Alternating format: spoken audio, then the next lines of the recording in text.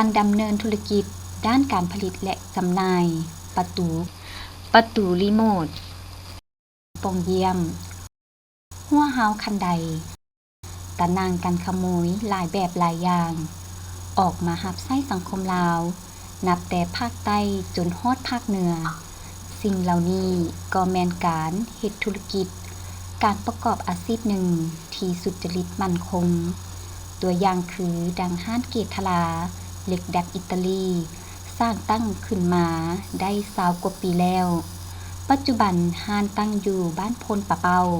เมืองศรีศักนาถนครหลวงเวียงจันทน์ตลอดระยะผ่านมาจนถึงปัจจุบันห้านได้มีการผลิตมีการพัฒนาที่มีสีมือมีหัวคิดประดิษฐ์สร้างมีสีไม้ลายมือด้านการผลิตซึ่งมันได้แสดงออกในการเฮ็ดประตูรีโมทปองเยี่ยมหัวเฮาคันใดหัวเดินบ้านหัวสวนหัวสถานที่ที่ปลูกสร้างต่างๆตานางกันขโมยล้วนแล้วแต่เฮ็ดด้วยเหล็กที่เหนียวแข็งหนาทนทานมีรูปแบบสีสันลวดลายจบงามมีหลากหลายแบบให้เลือกอิงตามความมักความต้องการของลูกค้าถ้าหากลูกค้ามีแบบก็เอามาให้ห้านเฮ็ดให้ได้ตามความต้องการ ข้าพเจ้าก็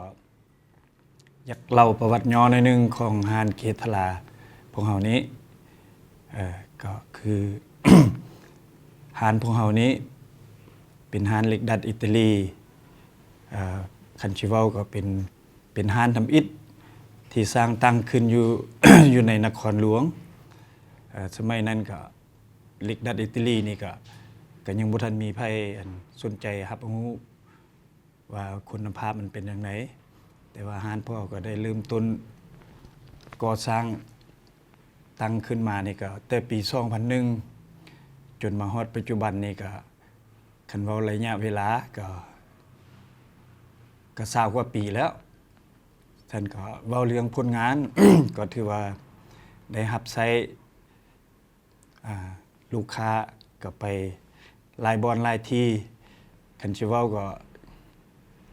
แต่อัตตปือฮอดฟงชลีพุ่นแหละลูกค้านะก็ถือว่าได้บริการให้ลูกค้าอย่างสุดอกสุดใจเนาะและคันสิเว้าเรื่องคุณภาพเหล็กดัดอิตาลีนี้ทางห้านพวกเฮาแม่นเน้นหนักวัสดุที่มีคุณภาพดีเนาะเหล็กก็จะเป็นเหล็กตันคันเหล็กปูงก็จะเป็นเหล็กที่หนาที่สุดและมีคุณภาพที่ดีนะเพื่อให้ลูกค้าได้สวมใส่สินค้า วัตถุที่ดีนะแต่ก่อนแม่นห้านเฮาเปิดมานี่ก็บ่ทันมีคนรู้จักหลายแต่มาถึงปี2010 11 12นี่ขึ้นมานี้จนมาฮอด2020แม่นว่าทางห้านเฮานี่ก็จนรับเวียกบ่ร้อนพุ่นแหละจนได้ครอบลูกค้าแต่มาถึงปัจจุบันก็ ถือว่าก็เวียกหลายบ่ก็หลายอยู่ก็บ่เทอตอนแต่ก่อนพุ่นเนาะเพราะว่ามันก็มีหลายห้างหลายแห่งเกิดขึ้นมาเป็นห้านเหล็กดัดอิตาลีหลาย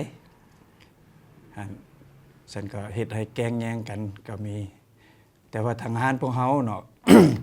แม่นเฮ็ดด้วยความจริงใจและใช้ฝีมือที่ดี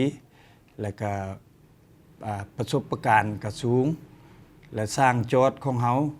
ก็แม่นว่าประสบการณ์สูงบางคนก็ถือว่า20 กว่าปี30 กว่าปีแล้วเฉพาะอยู่นำห้านเฮานี่ก็20 กว่าปีแล้วสร้างแต่ว่าเบื้องต้นเขาก็เฮ็ดมาก่อนก็ ก็หลายปีถือว่าเ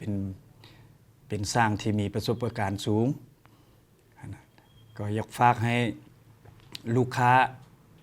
ทุกคนที่ว่าอยากเฮ็ดประตูคันใดระเบียงกันขโมยบ่ที่ว่าเป็นเหล็กดัดอิตาลีก็ขอเชิญชวนเข้ามาใช้บริการส่วนราคาแม่น ถือว่าร่วมกันได้เนาะพอใจสำใดเฮ็ดได้สำใดก็ร่วมกันได้ทางห้านเฮาก็ ลดให้ได้ตามที่ลูกค้าอันมีความสามารถนะ ถ้าว่าตัวใดเฮาเฮ็ดบ่ได้ก็เฮาก็สิขอลูกค้าขึ้นนะตัวใดลดได้เฮาก็ลดพิเศษให้ลูกค้าก็อยากขอเชิญชวนลูกค้าแต่เนื้อฮอดไตนั่นแหละถ้าสนใจใช้บริการนำห้านเกทลาของเฮาก็ขอให้ติดต่อมาหาเนาะ ในเมื่อมีการเฮ็ด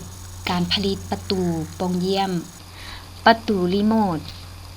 และสิ่งของหับไส้อย่างอื่นๆแล้ว การติดตั้งการประกอบใส่เฮือนซานและสถานที่ปลูกสร้างทุกแห่งก็เป็นเวียกหนึ่งที่สำคัญ เพราะมีหลายปัจจัย ที่ประกอบให้มีการติดตั้งสะดวกสบาย แน่ใส่หับประกัน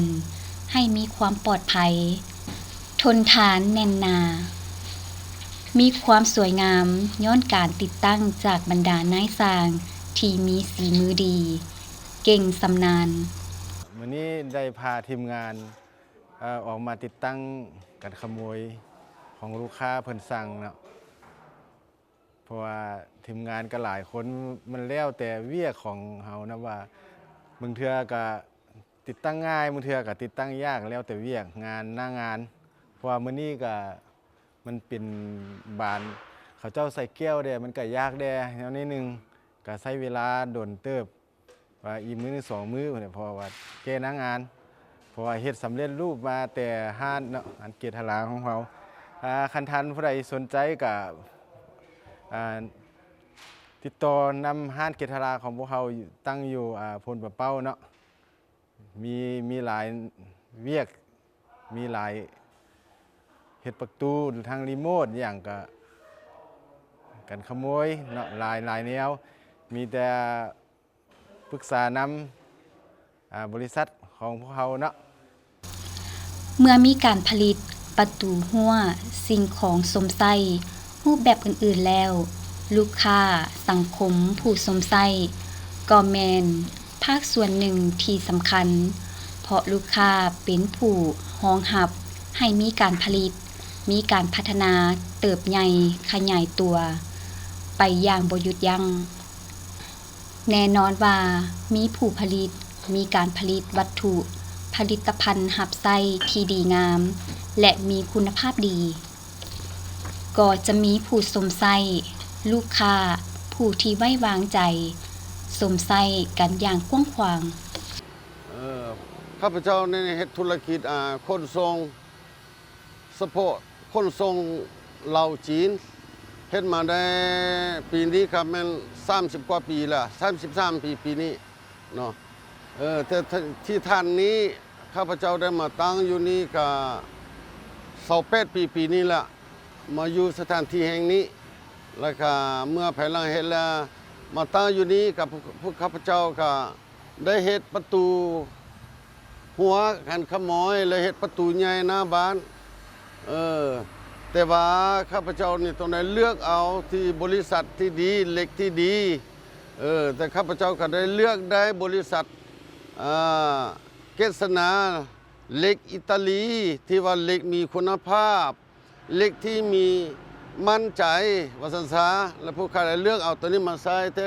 พันมาข้าพเจ้าได้เคยมาใส่แล้ว8 ปี9 ปีแล้วมันจะเริ่มมีตัง4แล้ว5ก็ได้ไปเฮ็ด4ใหม่ป้องมากันขโมยนี่และอีกจากมือกันนี่ก็ได้5 ปีแล้วแต่ว่าข้าพเจ้าต้องได้ไปเฮ็ด4มาแล้วอีกมื้ออื่นมื้อหือเจ้าก็สิมาเห็นมาแล้วแต่ว่าเหล็กตัวนี้ถือว่ายอมรับที่ว่ารับประกันข้าพเจ้าเนี่ยต้องเลือกเอาของบริษัทเกษณาเหล็กดัตอิตาลีนี่ถือว่ายอมรับให้บรรดามวลชนบรรดาผู้ที่ใช้สิได้ใช้บริการต้องไปหาเกษลาเหล็กดัตอิตาลีเนาะอันนี้ที่ว่าข้าพเจ้านี่ยอมรับเนาะโอ้ยอมรับสมัยตะกี้นี่ต้องมีเต็มเป็นดอกแต่เดี๋ยวนี้มันต้องได้แบบ ใส่แบบวัยรุ่นนะซี่วัยรุ่นมันมาให้ตั้งความหมู่ประตูนี่ก็คือกันตะกี้นี่เจ้าใส่ซี่คำซี่หยังบัดนี้บ่เอาต้องได้เอาซี่เดียวล้วนเลยอันนี้มันจึงเบิ่งแล้วมันเย็นตาเนาะมันจึงค่อยเข้ากับอันเขื่อนเฮาในภาพเขื่อนเฮาว่าซั่นซะโอ้ถึกใจทางหันเอาให้ทางหันเฮ็ดให้เพิ่นติดตั้งให้พร้อมทางเรือนได้ตีโต้ไฟโต้ฟืนโต้ไฟเพิ่นเฮ็ดให้ได้ใช้ได้ว่าซั่นซะไปเนาะถือว่าใช้ได้อยู่ในบริษัทอันเกตตลาดลัดเล็กดัดอิตาลีเนาะ ประเทศชาติบ้านเมืองจะหังมีหุงเหืองเจริญก้าวหน้าก็แม่นย้อนบรรดานักธุรกิจบริษัทห้างห้านได้มีส่วนร่วมประกอบส่วนเสียอากรให้คันถึงภาครัฐห้านเกตทลาเล็กดัดอิตาลีก็แม่นห้านหนึ่งที่มีส่วนร่วมในการสร้างสรรค์พัฒนาสังคมประเทศชาติก็คือพัฒนาห้านเกตทลาเล็กดัดอิตาลีให้มีความมั่นคงเจริญก้าวหน้าไปอย่างบ่หยุดยัง้งถ้าผู้ชมหรือลูกค้าทานใดต้องการสวมใช้ผลิตภัณฑ์ประตูรีโมทปองเยี่ยมหัวเฮาคันใดตะนางกันขโมยติดต่อได้ทุกวันเวลาห้านเกตทลาเหล็กดัดอิตาลีตั้งอยู่บ้านโพนป่าเป้าเมืองศรีสัตนาคนครหลวงเวียงจันทน์เบอร์โทรศัพท์0202229902055588899